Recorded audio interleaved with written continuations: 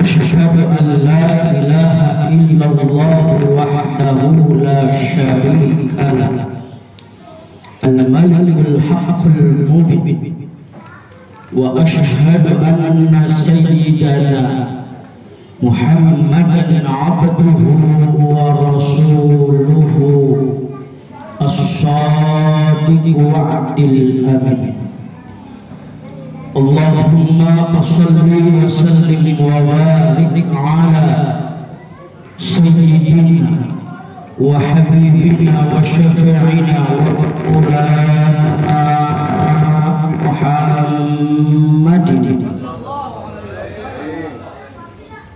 Sebagian yang menjawab boy. Wa maulana Muhammadin. Itu cakep. Wa ala alihi wa ashabihi wa man tabi'ahum bi ihsan ila yaumiddin amma ba'du.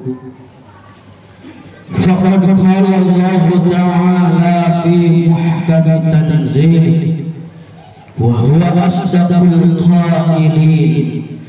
A'udzu billahi minasy syaithanir rajim. Bismillahirrahmanirrahim. Thumma awhayna ilaika tabi' millata Ibrahim hanifa. Shadaqallahul azim. Wa qala nabiyyuna Muhammadin sallallahu alaihi wasallam kullu mauludin yuladu 'alal fitrah fa abawahu yumajjisanihi aw yunassiranihi aw yuhawwidanihi wala hawla wala quwwata illa billahil aliyyil azim.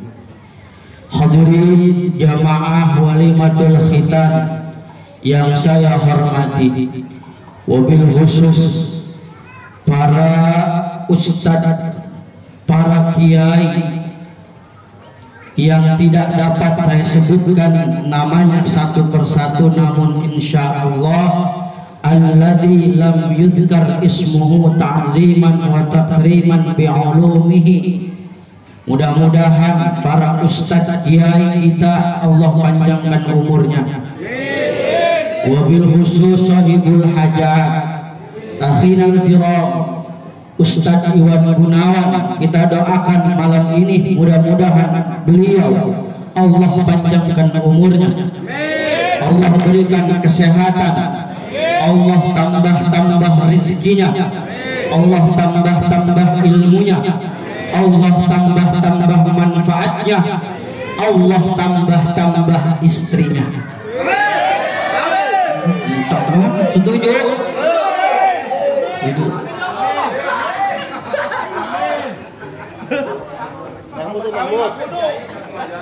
Istrinya nah, kata bininya brengsek nih Ustaz.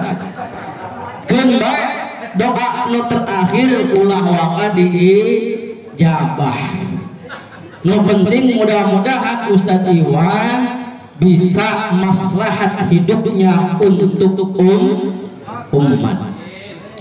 Hadirin saudara rahimakumullah, malam yang mulia ini marilah sama-sama kita panjatkan puji beserta syukur kita kepada Allah Rabbul Jalil yang dengan nikmat hidayah dan taufiknya malam ini kita bisa melangkahkan kedua kaki kita diiringi dengan lenggangan tangan kita memenuhi undangan sahibul hajat.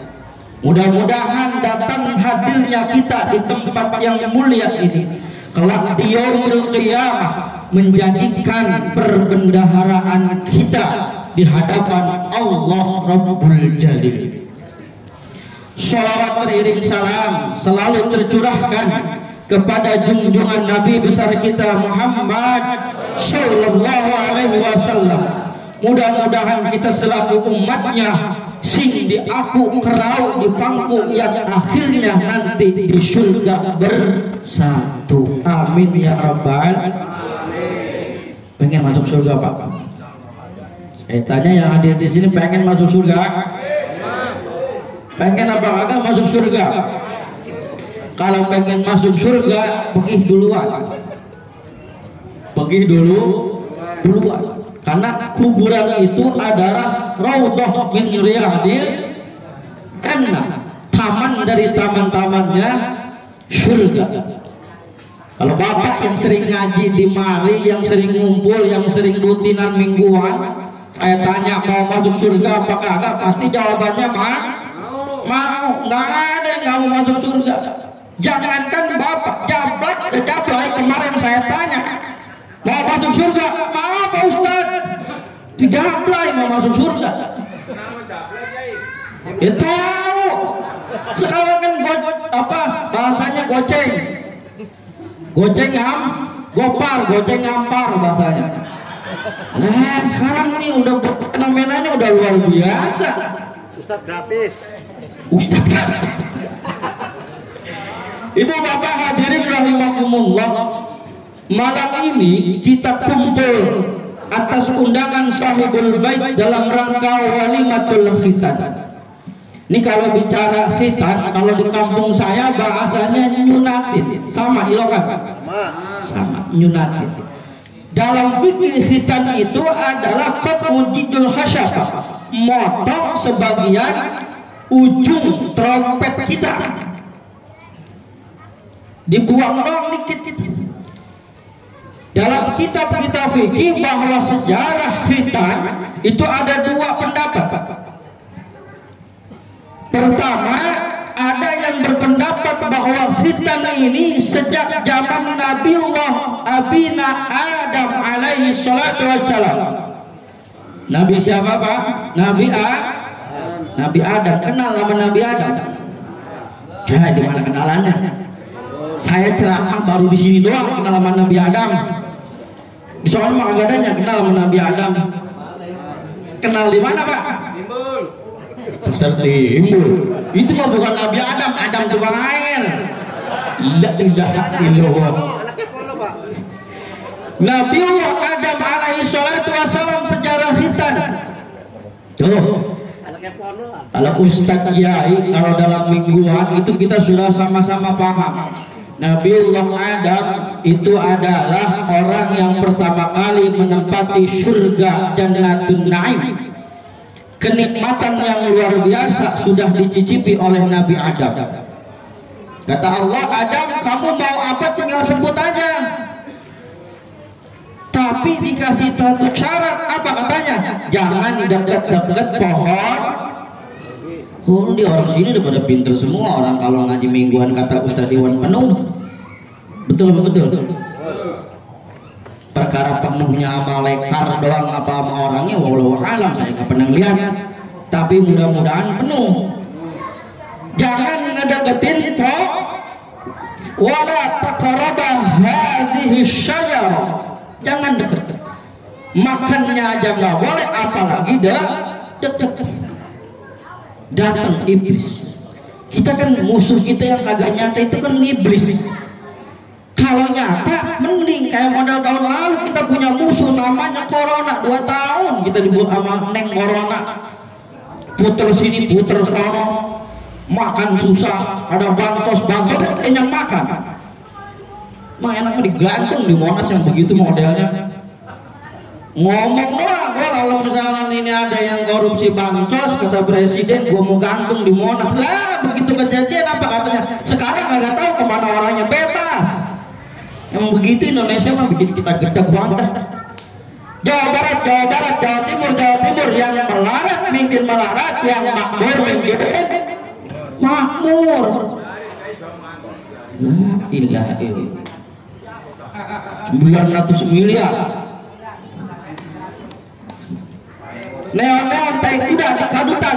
Tahu Pak? Neon-neon tai kuda di kadutan. Perut bapak ngegendutan, tenang penting di bawah kelaparan, perut bapak ngegendutan Nenaon cukup Sunda mah gitu aya orang Sunda.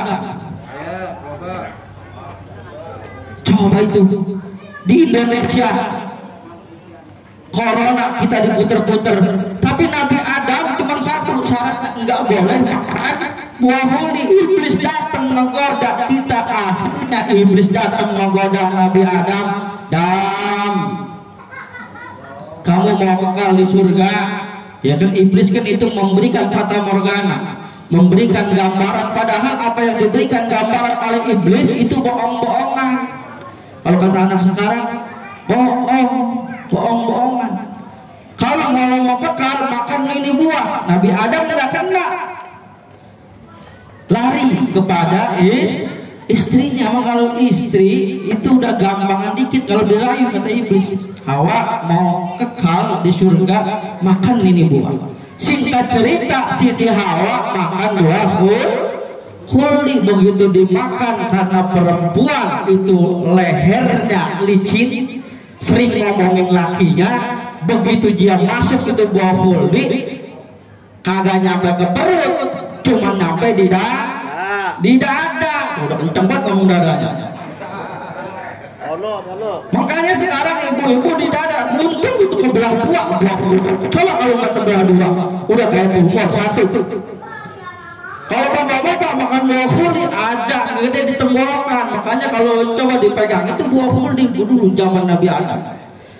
Singkat cerita, Nabi Adam diusir dari surga. Nabi Adam dosanya satu, makan buah khuldi, dikeluarin dari surga. Kita dosanya gunung pengen masuk surga, kan kebalik. Begitu keluar, Nabi Adam meminta ampun, yang doanya, istighfarnya kita hafal. Rabbana zalamna anfusana, terus sampai akhir. Wa illam taghfir lana lanakunanna minal khasirin. Ucap Nabi Adam, ya Allah, seandainya taubat saya ini diterima, saya akan buang dari sebagian yang ada di tubuh saya. Bakal dibuang, dipotong. Akhirnya taubatnya diterima, cuma janjinya lupa. Jangankan manusia, Nabi aja, Nabi kalau janji lupa, Pak. Tapi Nabi kalau janji lupa ditegur oleh Allah. Ya sama kayak kita, kayak model pejabat-pejabat sebelum pemilihan dia datang ke pedongkelan. Besok pemilihan coblos saya ya, nih duitnya 50.000. Datang ke pedongkelan, kalau saya menang, insya Allah jalanan saya urut, insya Allah rata. Tahu-taunya udah menang kagak diurut, ratanya rata sama air. Begitu. Nabi Adam sudah janji, kata Nabi Adam mau ngebuang satu bagian dalam tubuhnya, dibuang jempolnya, jelek, kagak punya jempol. Dibuang kupingnya, jelek, kagak punya kuping. Emang kuping udah dibatasin sama Allah, adanya di kanan dan di kiri. Itu kuping, filosofi luar biasa. Allah menciptakan tubuh kita memiliki filosofi kuping kita. Itu luar biasa. Seumur-umur itu orang punya kuping kagak pernah ketemu kuping kanan sama kuping kiri. Betul apa betul? Betul. Kuping kanan sama kuping kiri ketemu apa kagak? Kagak pernah ketemu. Biar sampai kiamat yang namanya kuping gak pernah ketemu. Makanya kalau ada orang sini sama saudara sama tetangga kagak mau akur, besok namain si kuping. Maka kata ulama, kun udhunain wala takun kal yadain. Jadilah kamu itu seperti tangan, jangan seperti kuping. Maka Nabi Adam mikir, kalau dibuang kupingnya jelek, dibuang hidungnya jelek, apa yang saya harus buang, wahai Jibril? Kata Jibril, yang dibuang itu aja ujung trompetnya dibuang. Makanya dibuang ujung trompetnya Nabi Adam tuh. Begitu cerita sejarahnya, bahwa fitan ada di zaman Nabiullah Adam alaihi salatu wassalam. Ini terus nih. Orang pedongkelan kalau ngaji sampai jam berapa? Jam 3. Emang orang Pedongkelan semua pada ahli ngawadul cek Sunda mah. Yang kedua, hadirin Bapak Saudara, bahwa sejarah khitan ini yang sering disampaikan oleh ulama kita adalah zamannya Nabiullah Ibrahim alaihi salatu wassalam. Nabi Ibrahim kita kenal bahwa Ibrahim itu salah satu nabi yang kaya raya dan juga penyabar. Nabiullah Ibrahim. Ketika Nabi Ibrahim alaihi salatu wassalam sedang sholat, turun wahyu itu yang tadi saya bacakan. Tsumma auhayna ilaika nittabi' millata Ibrahim hanifa. Hai Ibrahim, tahhir nafsaka, bersihkan dirimu. Nabi Ibrahim, ya Allah, saya nggak bersih pakai apa? Saya tidak punya hadas besar, saya tidak punya hadas kecil, saya sudah bersih. Kok masih disuruh bersihin ya Allah? Datang malaikat Jibril, Ibrahim, potong ujung trompetmu. Tuh disuruh potong dulu. Nabi Ibrahim itu sunatan usianya 80 tahun. Kalau 80 tahun itu udah alot Pak, kalau ukuran daging, apalagi di ujung begitu. Makanya di zaman dulu nggak ada yang namanya pisau, yang namanya cutter, yang namanya silet, kagak ada. Nabi Ibrahim di dalam kitab Mawadhi'udz Zuhur itu dipotong pakai kampak-kampaknya yang mana? Kampak yang bekas ngancurin berhala berhala. Kan kita tahu sejarahnya Nabi Ibrahim ngebohong 3 kali dalam hidup. Apa aja Nabi Ibrahim ngebohong, Pak? Tapi jangan bilang-bilang. Ini sebenarnya kagak boleh ngedit kayak begini. Sebenarnya kata guru saya, kalau ceramah di tempat umum jangan cerita tentang bagaimana Fatimah dengan Ali kemudian berperang, bagaimana Nabi Ibrahim berbohong. Tapi jangan bilang-bilang ya. Jangan bilang-bilang. Saya cuma ngomong di sini doang, khusus yang pada ngaji. Nih, benar saya serius.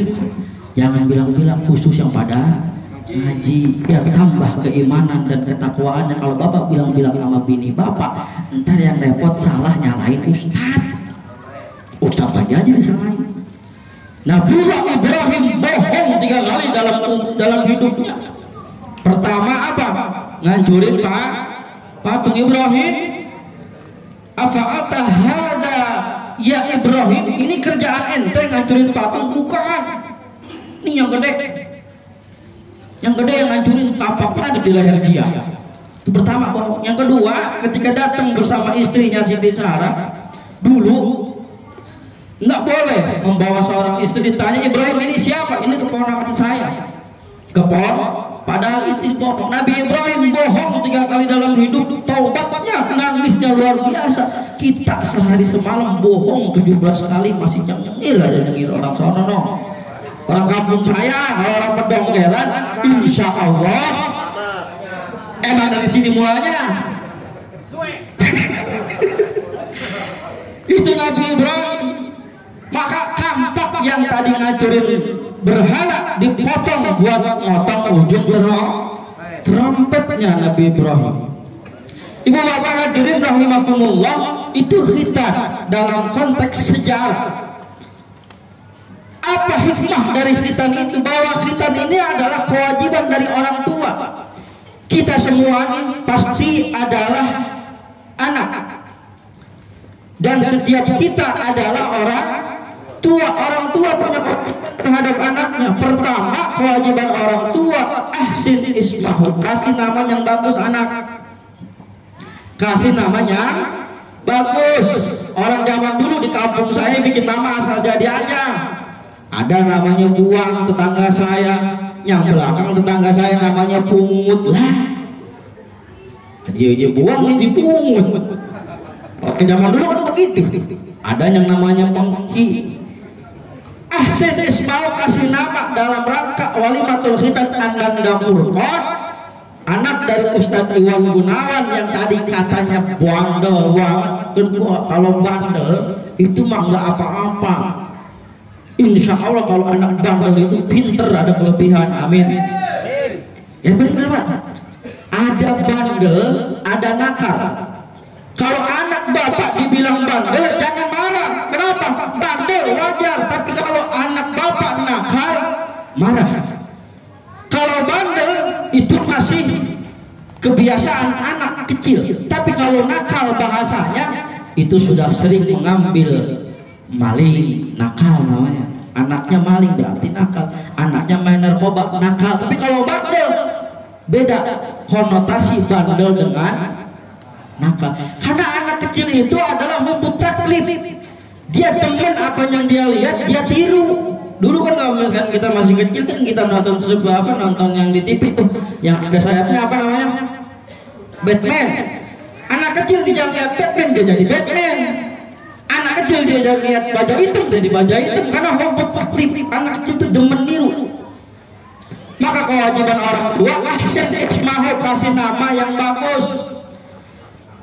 Dari mana ngambilnya Ustaz? Dari nama-nama Nabi Ibrahim, Yunus, Ilyas, Yusuf dan sebagainya.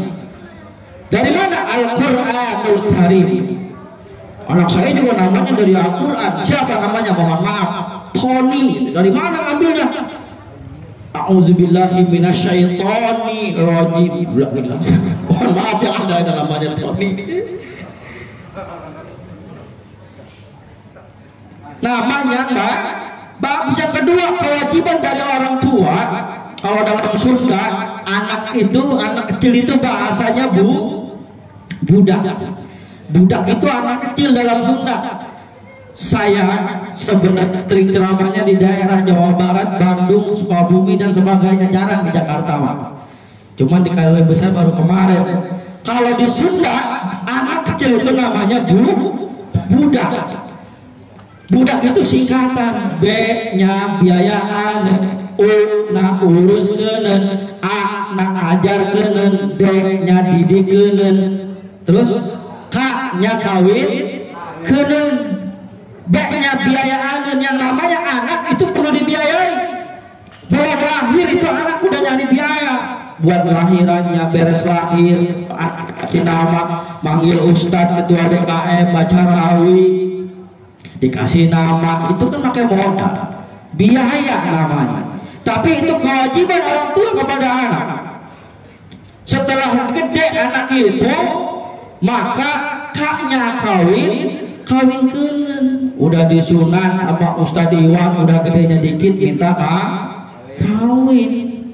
Dikawin itu kewajiban orang tua. Maka khitan ini adalah salah satu kewajiban orang tua terhadap anak dalam rangka mengislamkan anak. Fenomena yang terjadi hari ini, bapak-bapak hadirin saudara rahimakumullah, kita sedih melihat para remaja kita. Itu kan beredar di YouTube, beredar di WhatsApp kan.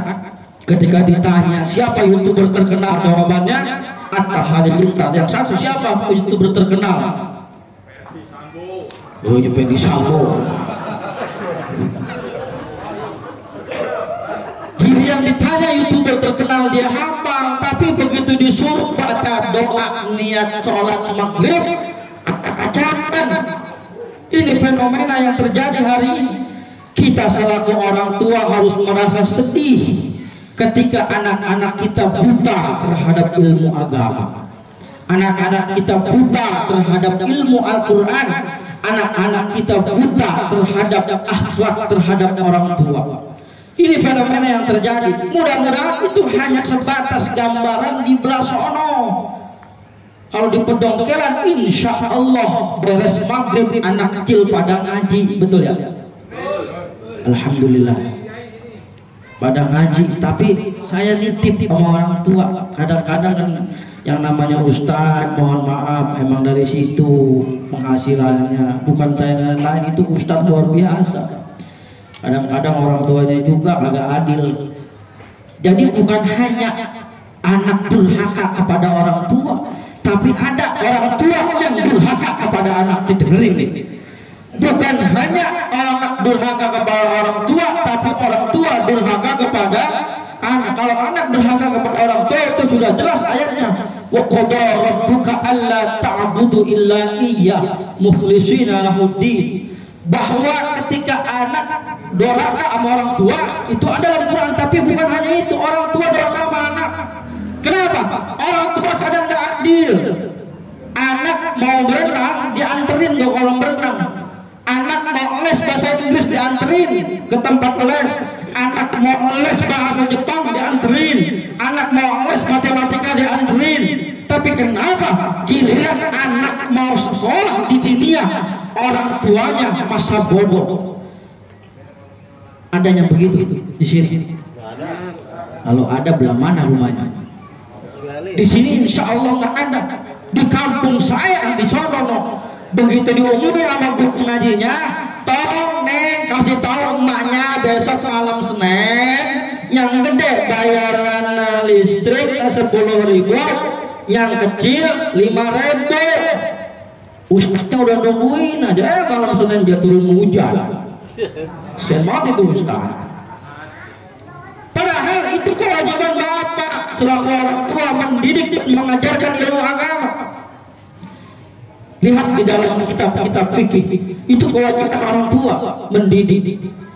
Tetapi kita kadang tidak sadar bahwa itulah yang akan mengantarkan kita kelak tatkala di mana akhir dari nafas.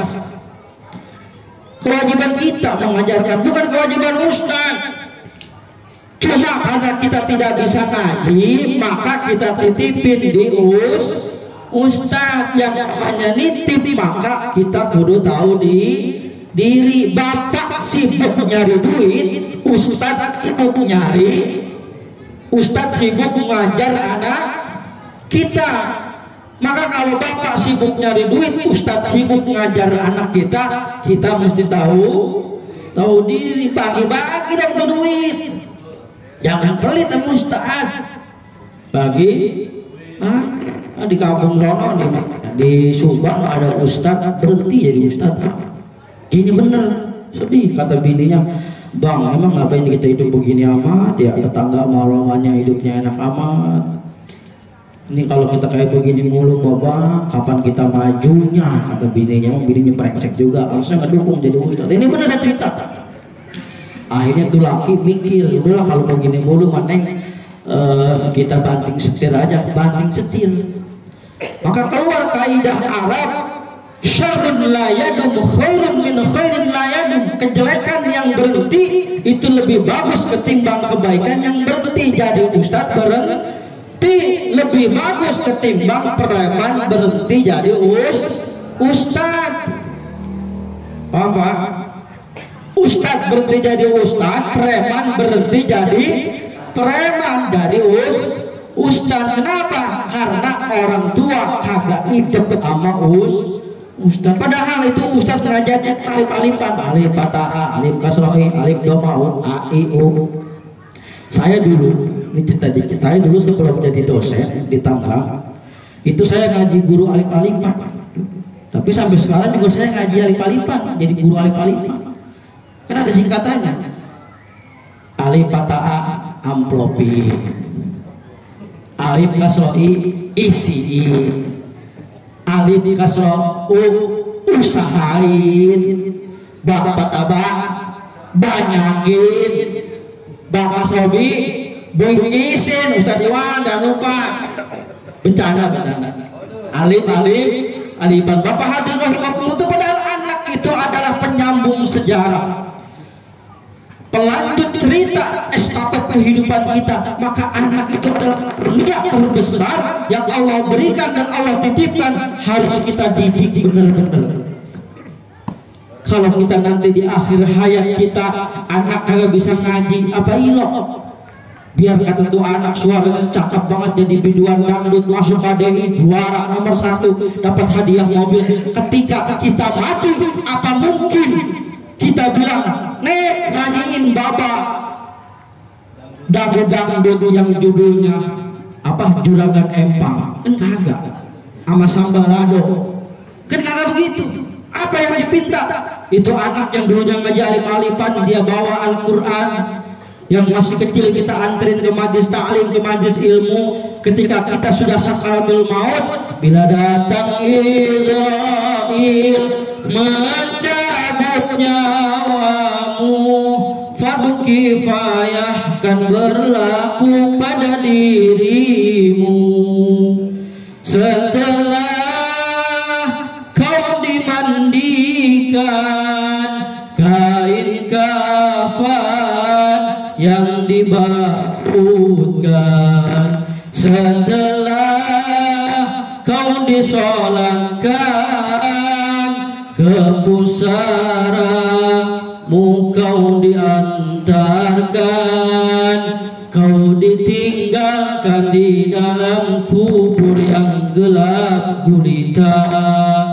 Kau tinggalkan dunia yang selama ini kau anggap surga. Kalau kita sudah sekarat, anak bisa ngaji kan mendingnya. Yang satu, yang tadinya cuma belajar alif-alifan, dia baca Yasin. Yasin, sampai nangis kan banyak mati.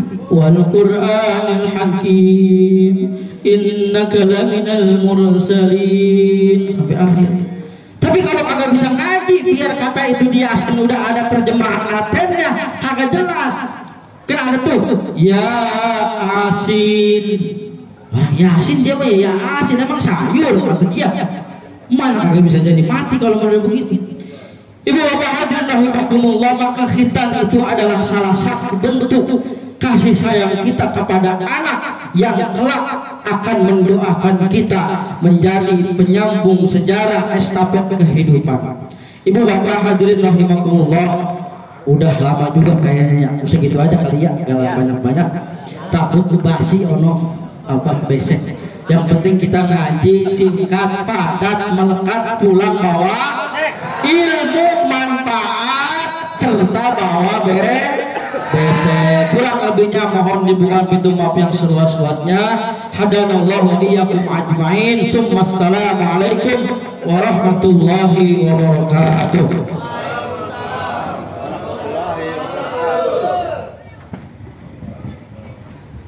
Alhamdulillah rabbil alamin.